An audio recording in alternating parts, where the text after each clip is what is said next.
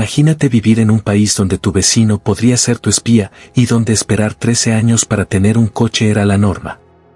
Ahora, piensa en esto, ¿cómo es posible que haya gente que extrañe ese lugar? Esa contradicción es el alma de la República Democrática Alemana, un sitio de vigilancia constante y represión real, pero también de recuerdos que laten con nostalgia. Cuando visité Berlín Oriental por primera vez, lo que más me impactó no fue el muro en sí, sino el silencio. No me refiero al silencio físico, sino a ese silencio emocional que envuelve a quienes vivieron del otro lado, en un lugar donde el tiempo parecía haberse congelado. Era como si cada persona llevara consigo una historia no contada, llena de miedos, esperanzas y sombras. Tras la Segunda Guerra Mundial, Alemania quedó dividida en dos, y del lado este nació la República Democrática Alemana, bajo un férreo control soviético. Pero, ¿qué significaba realmente vivir allí? No era solo una cuestión de fronteras, era una experiencia profunda, marcada por la vigilancia, la escasez y un sistema que moldeaba cada aspecto de la vida cotidiana. En este video, vamos a atravesar la cortina de hierro, no a través de la propaganda oficial, sino con los ojos y las voces de quienes realmente vivieron esa realidad. Prepárate para descubrir un mundo complejo, donde la nostalgia y la represión conviven en una historia que aún pulsa en el presente. El comienzo. De la guerra a la división, 1945 a 1949. Después de la caída del Tercer Reich, Berlín no se convirtió en una ciudad libre, sino en un tablero de ajedrez gigante. Cada calle era una cicatriz, cada edificio bombardeado contaba un secreto incómodo. La ocupación soviética en el este no trajo alivio, sino saqueos sistemáticos, desde maquinaria industrial hasta simples bicicletas. Todo lo que tenía valor desaparecía en trenes rumbo a Moscú. Y mientras tanto, la gente sobrevivía. Con frío en los huesos y pan duro en las manos. La palabra esperanza se volvió un lujo, como el azúcar o la carne. Intentar levantar una vida en esa reconstrucción alemana era como armar un rompecabezas, sin saber cuál era la imagen final y con la mitad de las piezas hechas trizas.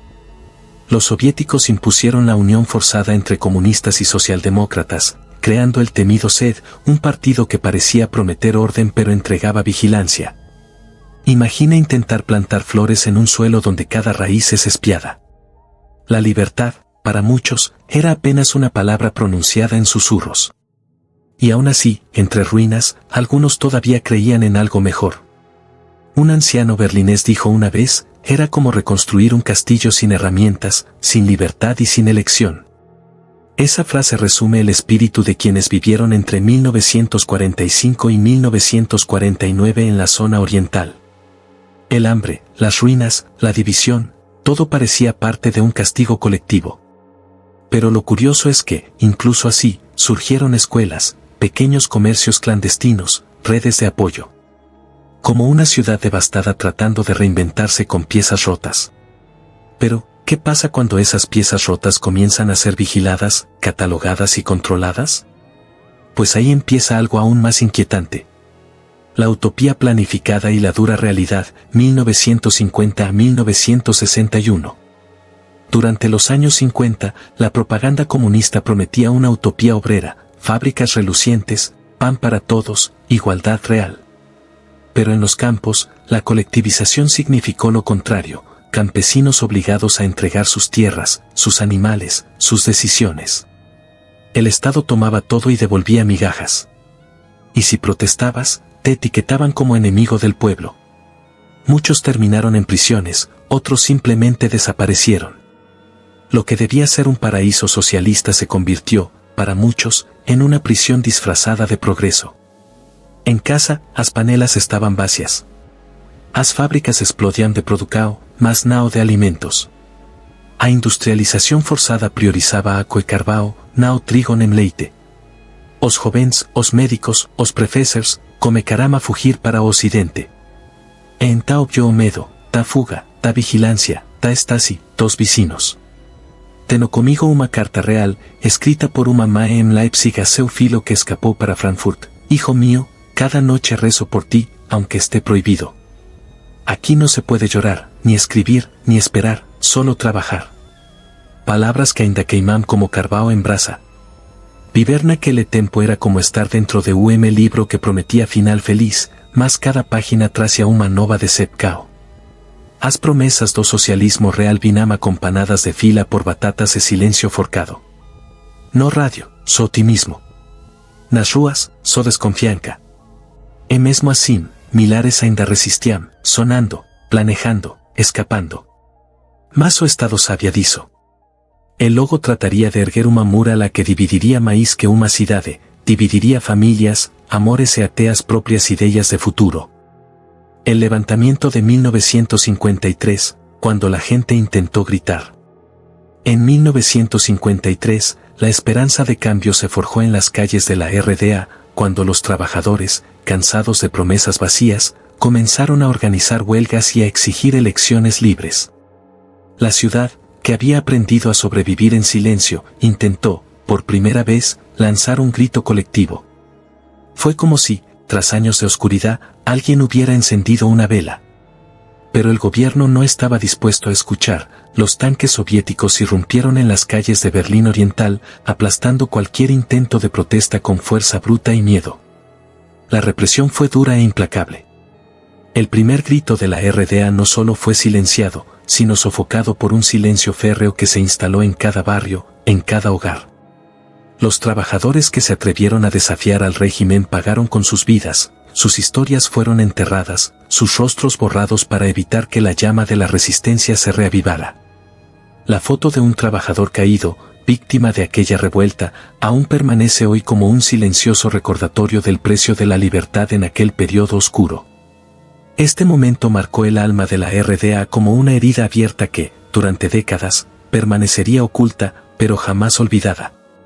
El levantamiento de 1953 demostró que, incluso en una sociedad donde el miedo parecía dominar, el deseo de justicia y autonomía nunca desaparece. Pero el gobierno sabía que tendría que ir más allá de la fuerza para mantener el control, y fue entonces cuando la situación cambió para siempre. El muro cuando la ciudad se convirtió en prisión 1961. Imagina despertar una mañana y encontrarte con que tu ciudad se ha transformado en una jaula gigantesca. Así fue para millones en 1961, cuando la República Democrática Alemana decidió cerrar de golpe lo que hasta entonces había sido una frontera difusa. 4 millones de personas ya habían escapado hacia Occidente, llevándose sueños, familias y esperanzas. En solo una noche, Berlín se volvió prisión, y el muro se erigió como un gigante de concreto y miedo. La realidad era cruel. Ya no se trataba solo de vigilancia o control, sino de un encierro físico. Calles cortadas, avenidas bloqueadas, amigos y familiares separados por un muro frío y silencioso. Muchos intentaron cruzar esa frontera convertida en fortaleza. Se estima que 5.000 lograron escapar después, pero cientos perdieron la vida en el intento. El muro no solo dividió una ciudad, dividió vidas, corazones y futuros. Era como si un zoológico humano hubiera sido creado de la noche a la mañana, y cada uno se diera cuenta de que era el animal atrapado tras barrotes invisibles y alambres de púas. La vida cotidiana se volvió un acto de resistencia silenciosa, donde cada pequeño gesto podía ser un desafío o una rendición. Pero, ¿qué sucede cuando el encierro no solo es físico, sino también emocional? Esa pregunta llevaría a la próxima gran historia de lucha y esperanza. Vigilancia invisible. La era de la Stasi, 1960 a 1989. En aquella época, la mitad de la población vivía bajo la vigilancia constante de la Stasi, una red de informantes aparentemente omnipresente. Más de 500.000 de personas espiaban a vecinos, compañeros de trabajo e incluso familiares, en una red invisible de miedo y desconfianza. El control no era solo físico, sino psicológico.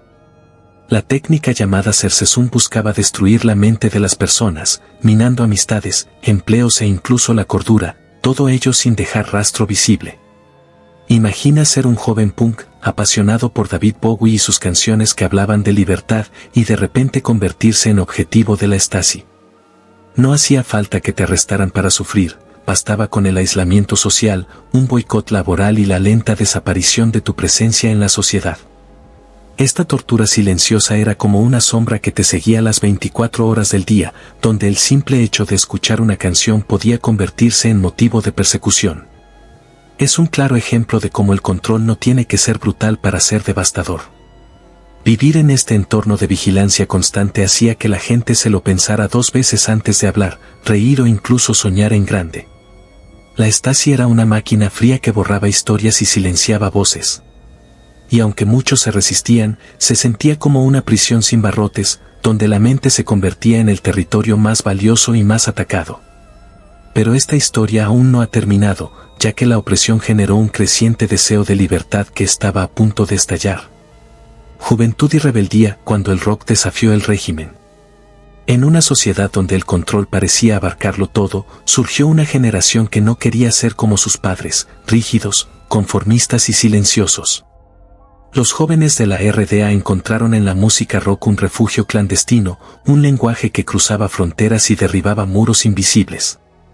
Videocasetes, jeans contrabandeados y videojuegos prohibidos eran pequeñas armas para desafiar un sistema que intentaba controlar hasta el último detalle de sus vidas. Imaginemos a Klaus, un joven rebelde que años después recuerda: cada vez que escuchaba a David Bowie en mi Walkman viejo, sentía que escapaba un poco. Que podía ser más que un número en la fábrica o un vigilado por la Stasi. Esa música no solo rompía el silencio, también despertaba la idea de libertad, la chispa que el régimen no pudo apagar con leyes ni muros. La rebeldía juvenil era sutil, pero poderosa, un mensaje silencioso que decía: aquí estamos, y no nos rendiremos. Esa cultura alternativa se convirtió en un acto de resistencia diaria, una forma de afirmar identidad y autonomía frente a la opresión. Como cuando Klaus y sus amigos organizaban fiestas clandestinas, donde el rock no solo era sonido, sino un grito de esperanza y cambio. Pero, ¿qué pasa cuando esa juventud encuentra un eco en otros sectores de la sociedad? Esa inquietud y energía juvenil marcaron el preludio de algo aún más grande. El fin cuando la ideología se derrumba. 1989. En Leipzig, las calles vibraban con la fuerza de voces silenciadas durante décadas. Miles de personas se congregaron exigiendo cambios, clamando libertad y transparencia. Era el fin de un ciclo marcado por el miedo y el control rígido, y el comienzo de un despertar colectivo. Mikhail Gorbachev, líder de la Unión Soviética, optó por no intervenir, permitiendo que la presión aumentara hasta el inevitable colapso del sistema. La caída del muro de Berlín en 1989 simbolizó mucho más que la liberación física, fue la ruptura de una ideología que había sostenido a un país durante décadas. Sin embargo, esta libertad recién conquistada tuvo sus consecuencias. Miles de personas perdieron sus empleos, las fábricas cerraron y la identidad de una generación se vio cuestionada, entre la nostalgia por la precaria seguridad y el miedo a un futuro incierto. Lo que parecía un triunfo se mezcló con la confusión y el desafío de empezar de cero. Fue como saltar de un barco en llamas a un mar desconocido, con la esperanza y el miedo entrelazados. La reunificación trajo consigo posibilidades, pero también un alto precio. Y esta historia que comenzó en las ruinas de la guerra, en los bloques soviéticos y en el silencio de la Stasi, ahora mostraba su capítulo final, o quizás, solo un nuevo comienzo. Porque donde hay una caída, también hay espacio para la reconstrucción. No se puede contar esta historia como un cuento de hadas, ni tampoco como una pesadilla absoluta. Lo que sucedió en la RDA fue un mosaico de sombras y luces, donde la opresión coexistió con momentos de humanidad profunda y resistencia silenciosa. Esa complejidad, ese gris que muchas veces cuesta reconocer, nos invita a entender que las historias no son solo blancas o negras, sino un entramado de realidades entrelazadas. La llamada nostalgia, esa mezcla extraña de nostalgia por un tiempo que, aunque opresivo, parecía tener sentido para mucha gente. Nos muestra que la memoria colectiva es ambigua y que el corazón humano se aferra a aquello que le da identidad, incluso si viene acompañado de dolor. No se trata de idealizar el pasado, sino de comprender las experiencias vividas, la incertidumbre y la lucha cotidiana de quienes trataron de construir vida en medio de la vigilancia y el control. Al final, no estamos hablando de regímenes ni de banderas, sino de personas. Personas con sueños, miedos, errores y valentía. Y es esa complejidad humana la que debe guiarnos cuando miramos atrás, no para juzgar desde la comodidad del presente, sino para aprender, empatizar, quizás, encontrar inspiración para enfrentar nuestros propios desafíos. Si esta historia te tocó, si sientes que el pasado aún late en el presente, entonces este canal es tu espacio. ¿Qué fue lo que más te sorprendió? ¿Hay algo que te hubiera gustado preguntar a alguien que vivió en la Alemania Oriental? Déjalo en los comentarios y comparte tu voz, porque aquí construimos una comunidad que aprende y crece juntos. No se trata solo de mirar atrás, sino de entender cómo esas experiencias moldean quienes somos hoy. Tus preguntas y opiniones son el puente entre el pasado y nuestro presente, y la conversación que nace de ellas puede abrir nuevas perspectivas para todos. Así que no te quedes callado, este es un lugar para debatir, cuestionar y conectar. Y si quieres seguir explorando estas historias que transforman y nos desafían a pensar diferente, suscríbete y activa la campanita. Aquí, cada historia tiene un eco en el presente y en tu vida también. Nos vemos en el próximo video.